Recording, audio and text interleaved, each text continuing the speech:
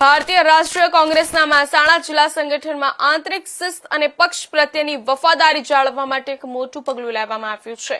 તાજેતરમાં યોજાયેલી તાલુકા પંચાયત, જિલ્લા પંચાયત અને મહાનગરપાલિકાની ચૂંટણીઓ દરમિયાન પક્ષ વિરોધી પ્રવૃત્તિઓ કરવાના ગંભીર આક્ષેપોને ધ્યાનમાં રાખીને મહેસાણા જિલ્લા કોંગ્રેસ પ્રમુખ બળદેવજી ઠાકોર દ્વારા કુલ 33 વ્યક્તિઓને પક્ષમાંથી 6 વર્ષ માટે સસ્પેન્ડ કરવામાં આવ્યા છે.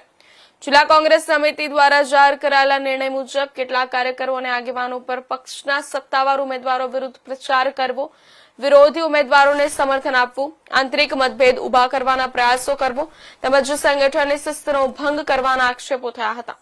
આ સમગ્ર મામલે જિલ્લા સ્તરે તપાસ અને ચર્ચા બાદ અંતે કડક કાર્યવાહી હાથ ધરવામાં આવી હોવાનું જાણવા મળ્યું છે. જિલ્લા કોંગ્રેસ પ્રમુખે જણાવ્યું હતું કે પક્ષની નીતિ, સિદ્ધાંતો અને સંગઠનની એકતા દરેક કાર્યકર માટે સર્વોપરી છે. ચૂંટણી દરમિયાન કેટલાક લોકો દ્વારા પક્ષ વિરોધી વર્તન અપનાવવાથી સંગઠનની છબીને નુકસાન પહોંચ્યું છે અને કાર્યકરોમાં ગેરસમજ ફેલાય છે. આવા કૃત્યોને કોંગ્રેસ ક્યારેય સહન નહીં કરે અને શિસ્તભંગ સામે ભવિષ્યમાં પણ કડક કાર્યવાહી ચાલુ રહેશે.